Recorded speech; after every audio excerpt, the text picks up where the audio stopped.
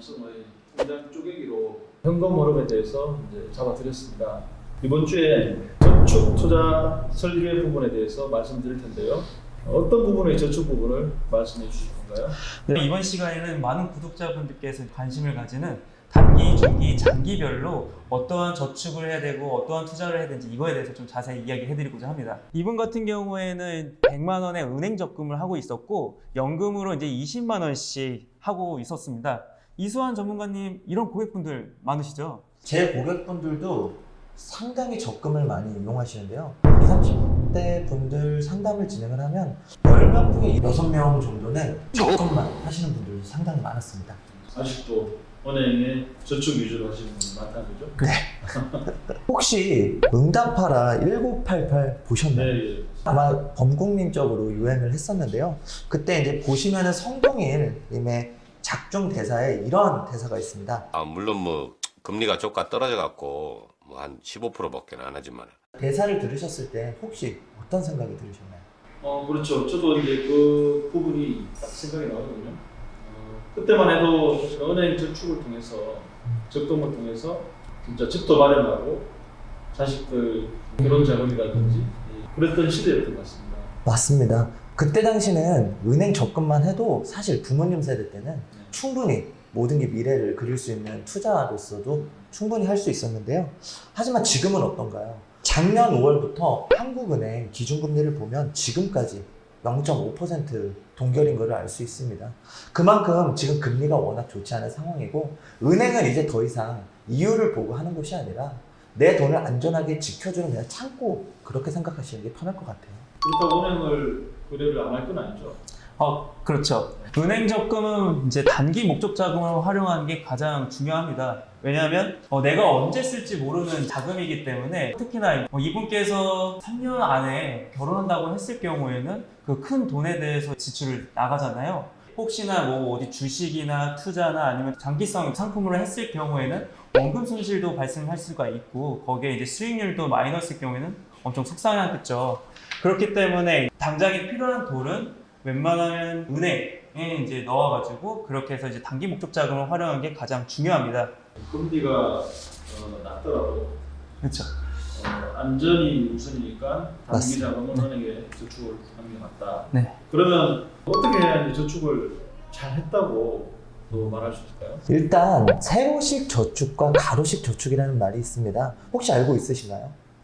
세로 가로시도 잘 생소하긴 합니다. 생소하시지만 다들 대부분 저축하시는 분들이 이미 본인들이 하고 있으신 패턴인데요. 제가 말씀드린 건 세로식 저축 같은 경우는 결혼자금, 은퇴자금, 그 다음 뭐 주택자금 이렇게 모두 준비를 하고 싶으셨습니다. 근데 지금 준비하시고 있으신 건 적금 120만 원 뿐이었죠.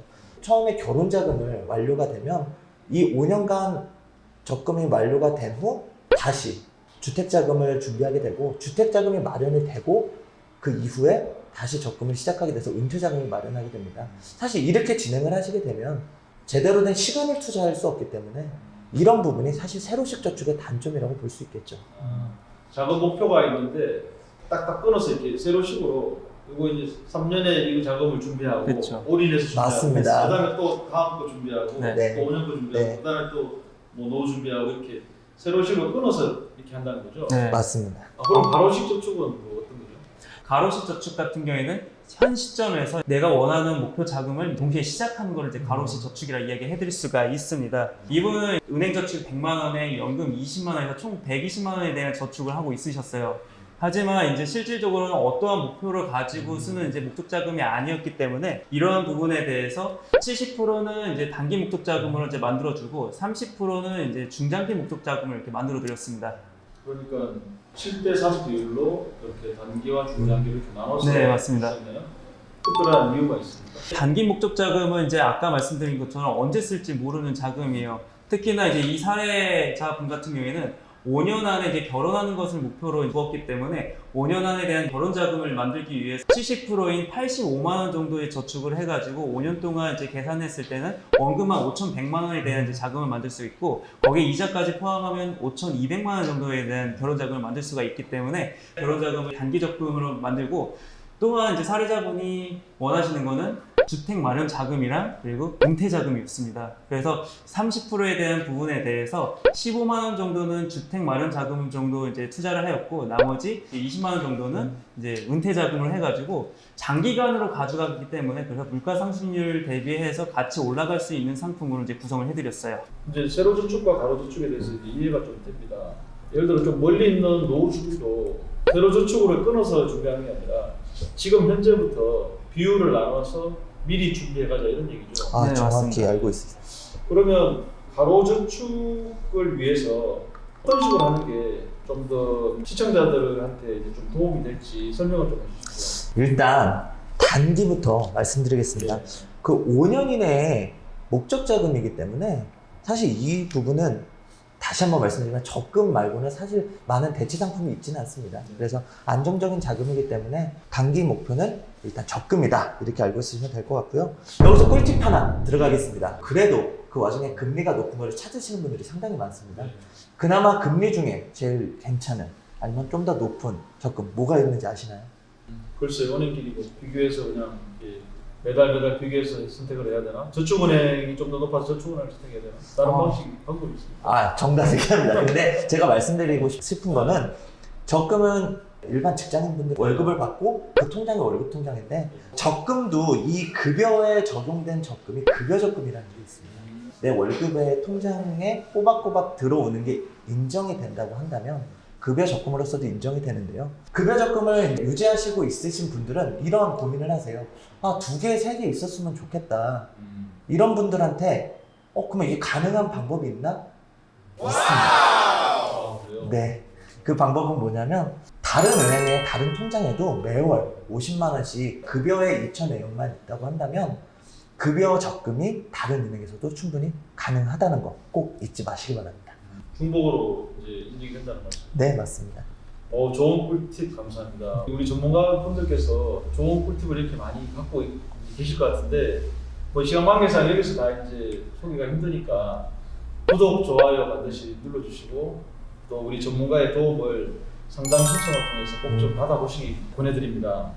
자, 그러면 이어서 중장기 부분의 이제 상품으로는 어떤 상품이 좋을까요? 사실 중장기 부분은 성향이 많이 갈립니다. 어떤 분들은 원금 손실을 최소화하고 싶으신 분들, 어떤 분들은 난 상관없다, 위험을 어느 정도 감수하실 수 있는 분들 이렇게 나눠지시는데요. 작년 기준으로 보시면은 우리나라 20대, 30대 분들이 상당히 주식 투자를 많이 했던 걸 알 수 있는데요. 혹시 그 이유가 뭔지 알고 있으신가요? 주식 이제 조정을 받고 상승기니까 너도 나도 막 이렇게 뛰어든 것 같은데. 아, 정확히 알고 있으시네요. 작년에는 사실 어디에 넣어도 수익을 볼 수 있다라고 그렇게 전문가분들이 많이 얘기하시는데요. 그러다 보니 처음에 뭣도 모르고 이제 잘 지식이 없는 상태에서 진입을 하시는 분들이 상당히 많습니다. 그래서 이 사례자님도 워낙 주식장이 좋았기 때문에 나도 해볼까라고 도전은 해보고 싶으셨지만 사실 처음 도전하는 게 상당히 어렵거든요. 그래서 이 진입 장벽이 낮고 리스크가 좀 더 적은 ETF와 적립식 펀드로 저희가 추천을 드렸습니다.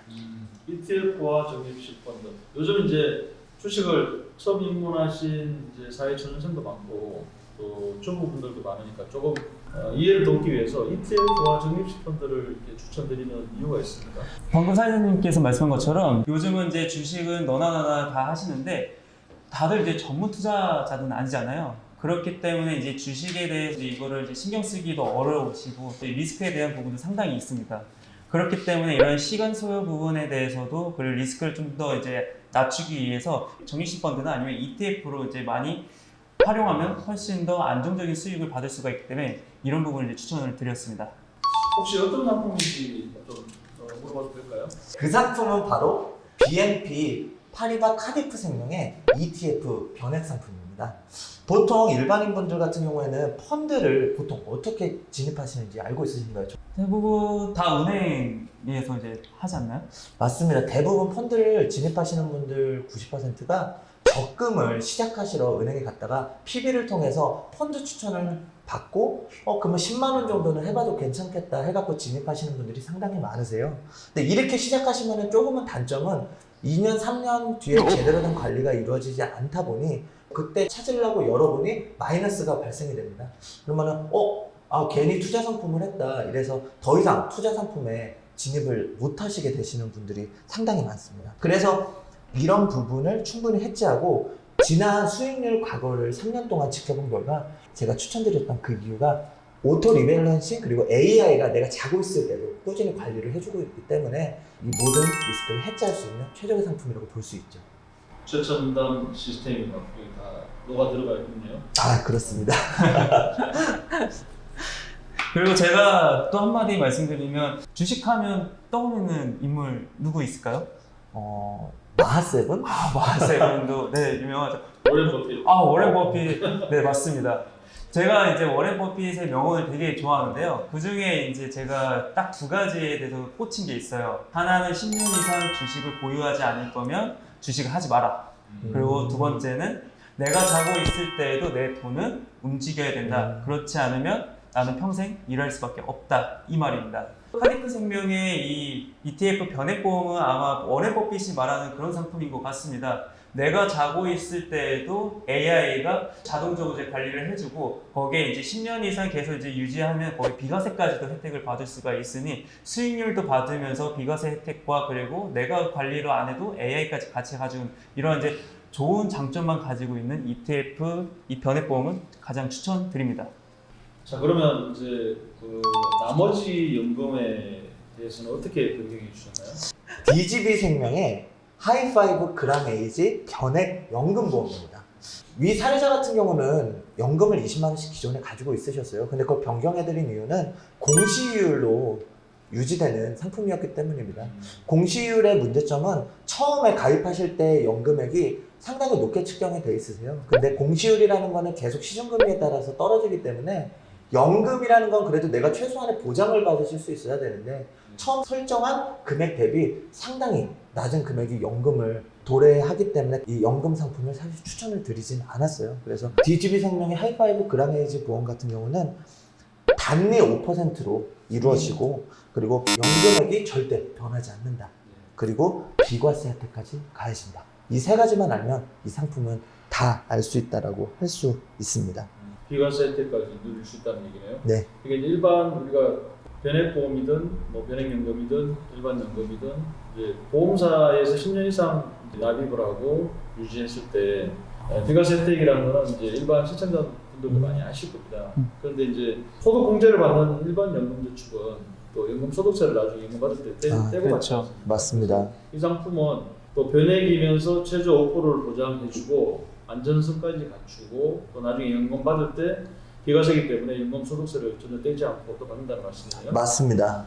그러면 조금 더 디테일하게 기존 연금하고 좀 차이점을 그러면 이 상품이 어떤 차이가 있는지 좀 부연 설명 좀 해주십시오. 네, 사례자분의 이야기를 좀 해드리면 아까 연금 20만 원을 가입하셨어요. 그게 이제 월 20만 원씩 20년 납해가지고 60세 때 연금 수령으로 이렇게 돼 있는데 60세 때 연금 수령액은 월에 25만 원씩 이렇게 수령이 돼 있고 이 DGB 그랑에이지 변액 연금보험 같은 경우에는 놀라지 마십시오. 60에서 80세는 40만 원씩 수령할 수가 있고 나머지 80세 이후에는 그때는 이제 뭐 소비가 많이 줄어들지 않겠습니까? 그래서 이제 20만 원씩 이렇게 받을 수 있도록 설정이 돼 있습니다. 연금액 차이가 많이 크죠. 차이가 진짜 많이 나네요. 25만 원 받는 연금하고 60에서 80까지 무려 40만 원. 네. 그 이후에도 또 20만 원씩 그렇죠. 받는다는 얘기는 연금 총액을 이렇게 비교해봐도 큰 차이인데 네. 저도 당장 가입하고 싶은데요. 아직 늦지 않으셨습니다. 유튜브 시청자님들도 마찬가지로 충분히 상담 받으셔서 이러한 부분 혜택 꼭 누리시기 바랍니다. 자, 이번 주엔 저축과 투자에 대해서 알아봤습니다. 근데 정말 유익한 꿀팁이 많이 나왔습니다. 구체적인 상품 언급까지 나왔고요.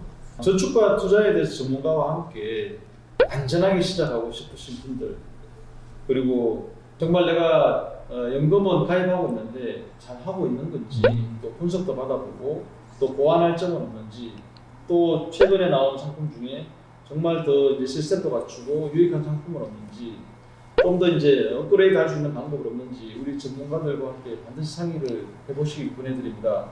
아래 이제 링크되어 있는 부분 꼭 좀 활용하시고요. 다음 편을 위해서 우리 시청자분들이 구독, 좋아요 꼭 좀 부탁드립니다. 부탁드립니다.